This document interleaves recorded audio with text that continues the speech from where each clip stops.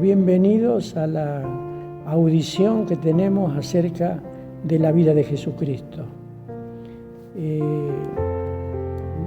Desde que Jesús vino, se empiezan a contar los años.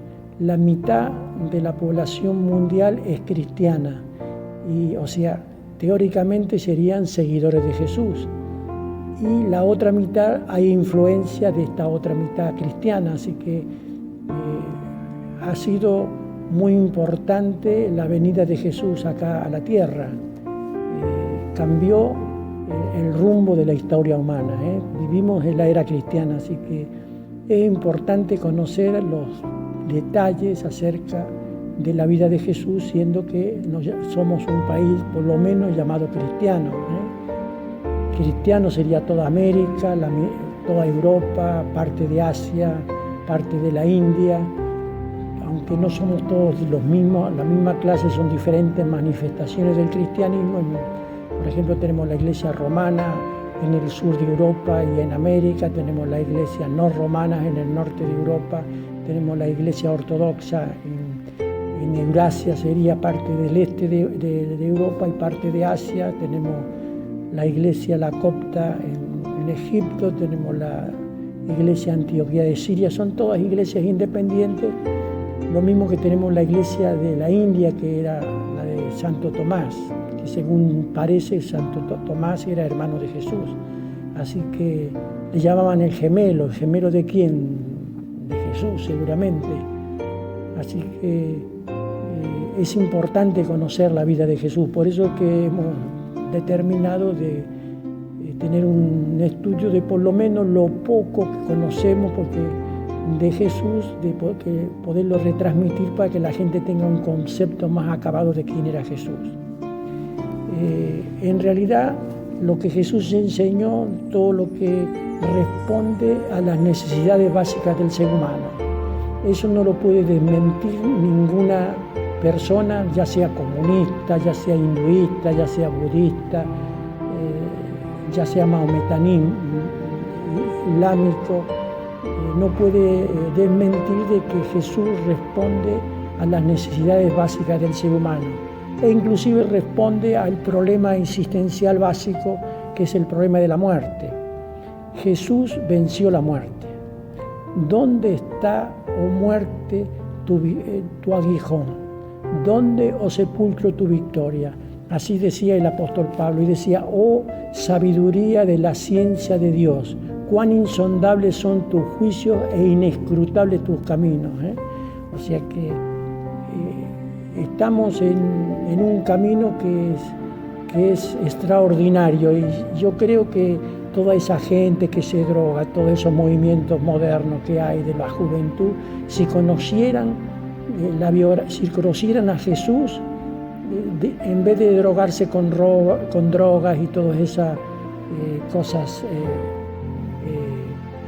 que los destruye, que le apela al sistema nervioso, que entran en éxtasis, dejarían de tomarlo todo eso, porque se llenarían, se drogarían con el espíritu, porque el ser humano no es solamente materia, lo que nosotros vemos es la materia, pero el ser humano es más que eso, porque tenemos una parte nuestra que la mayoría de la gente lo tiene muerto, que es la parte que se relaciona con Dios, porque el ser humano es materia y es espíritu.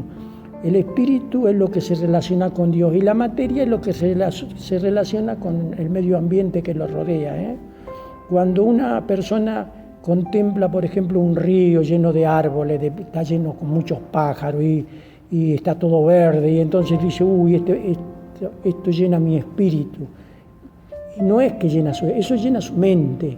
El espíritu es lo que se relaciona con Dios, y la mente es lo que se relaciona con el medio ambiente que lo rodea. Y mucha gente tiene muerto esa parte de su mente, de su espíritu, que es lo que se relaciona con Dios. Y cuando la gente se arrepiente de haber vivido una vida separada de Dios y le pide a Dios que le perdone, y le dice a Dios que va a determinar ser fiel a Él, ser seguidor de Jesucristo, reconoce lo que Jesús hizo por causa de Él, entonces esa persona se empieza a despertar esa parte espiritual, y empieza a vivir la vida, tiene otro panorama para enfrentar las cosas de la vida, empieza a vivir con el propósito para el cual ha sido creado.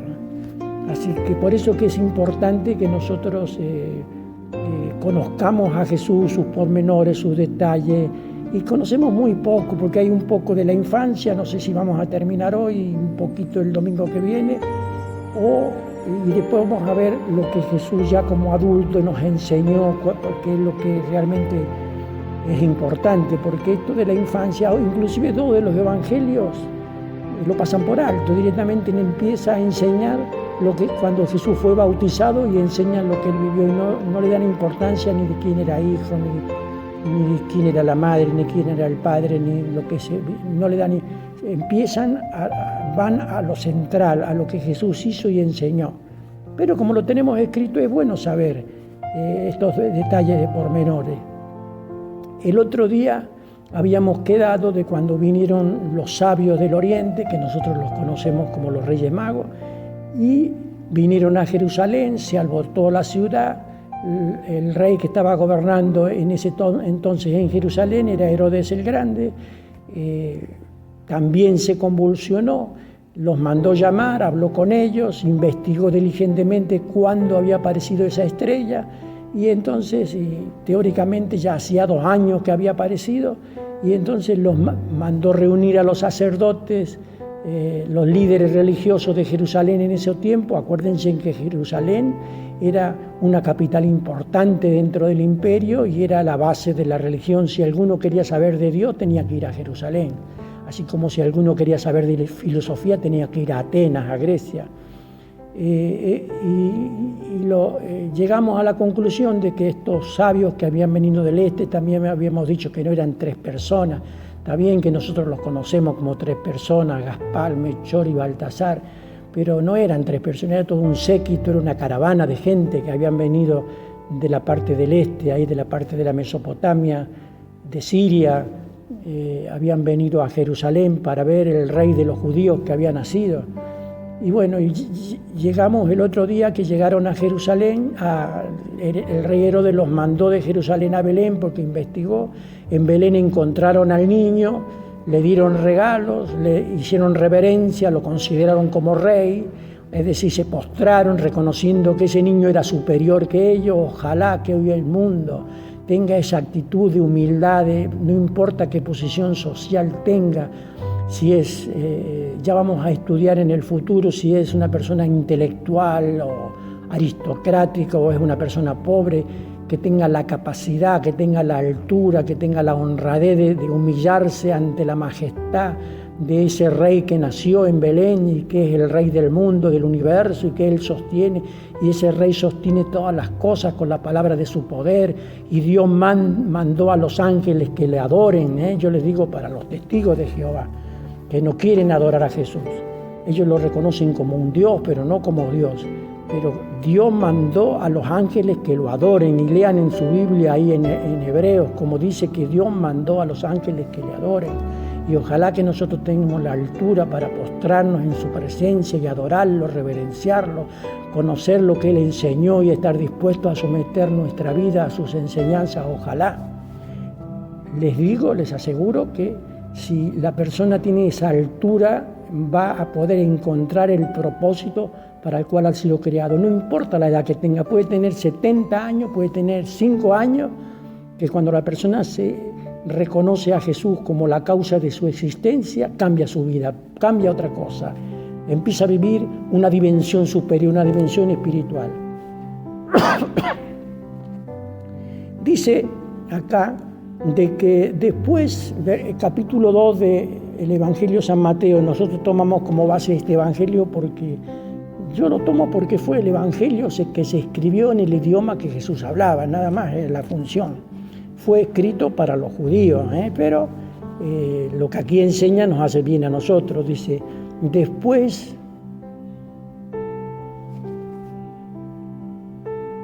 advertidos en sueños de que no debían volver a donde estaba Herodes, regresaron a su tierra por otro camino. ¿Quiénes? Los magos, los sabios, los astrólogos, los de esa religión del Zoroastro.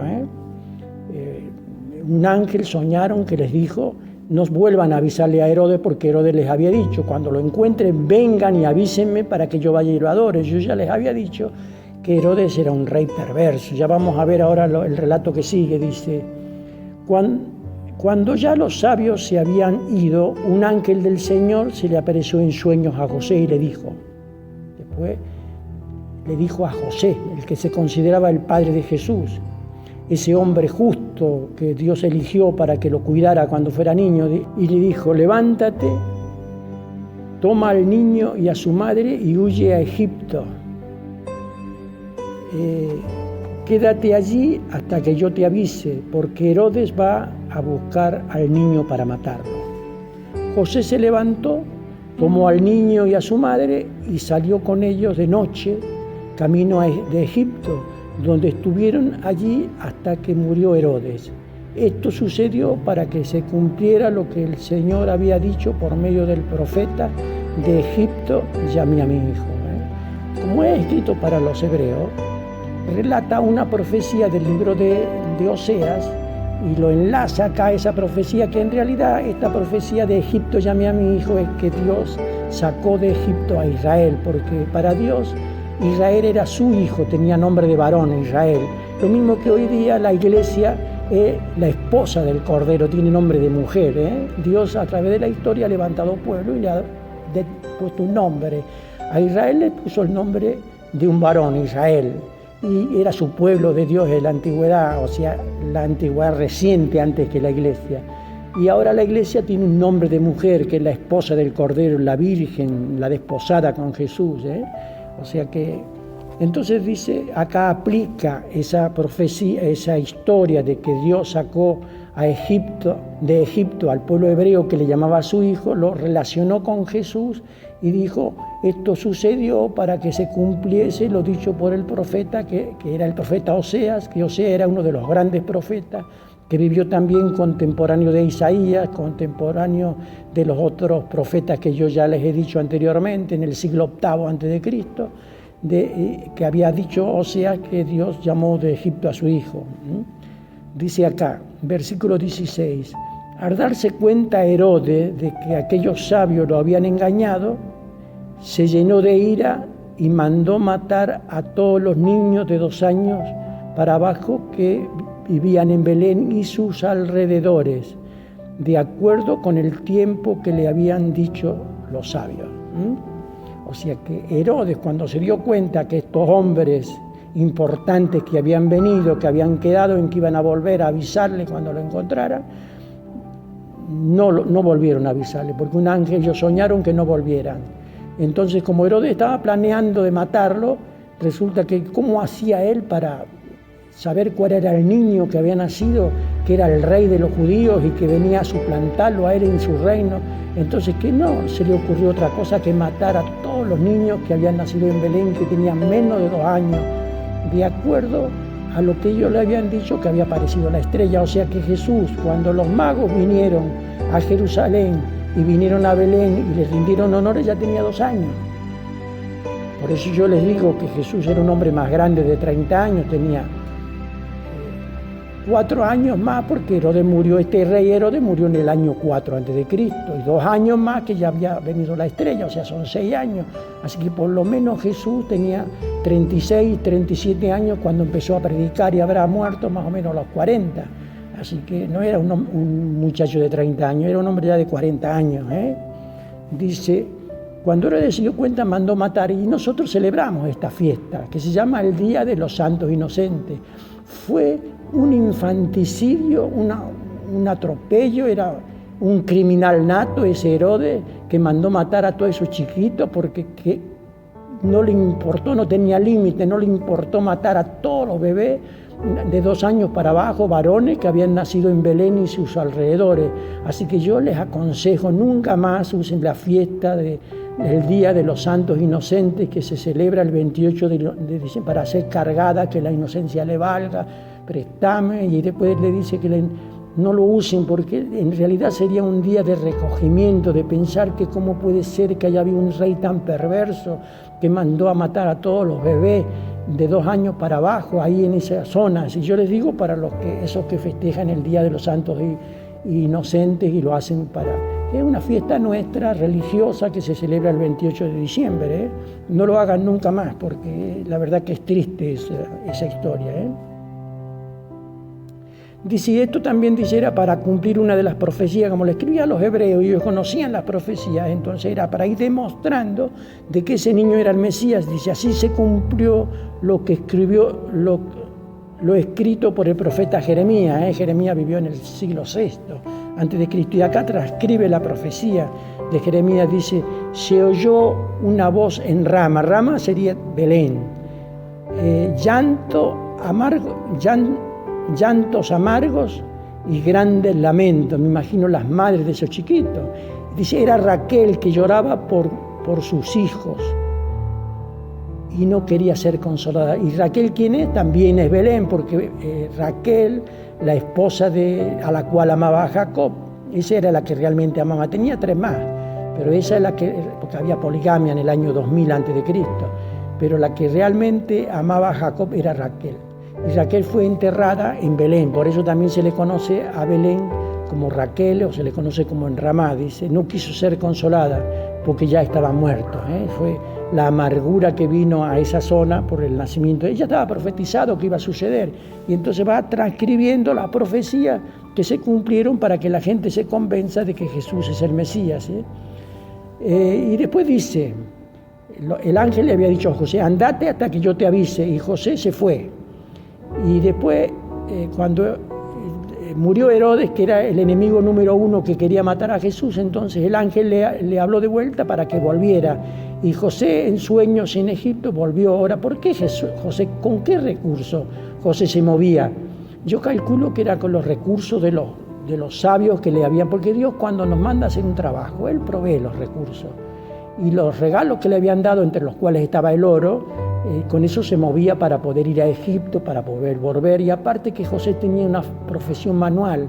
Acá traducimos carpintero, realmente no se sabe cuál era la profesión. Más bien no era carpintero, era más bien una persona que hacía trabajo con las manos, empedraba camino, hacía paredes en la montaña porque cultivaban en escalones, así las colinas ahí en Galilea. Y entonces era un hombre que donde quiera que iba, me imagino que habrá hecho construcción de casas, donde quiera que iba tenía trabajo. Dios lo eligió, no era una persona que vivía de la economía de subsistencia, de tener un pedazo de tierra y tener vacas, tener ovejas, tener el burro, tener como tenían todos los hebreos en ese entonces. Él era una persona que hacía trabajo para terceros y podía trabajar tanto en Nazaret, tanto en Belén, tanto en Egipto. Y Dios lo eligió porque esa persona era maleable.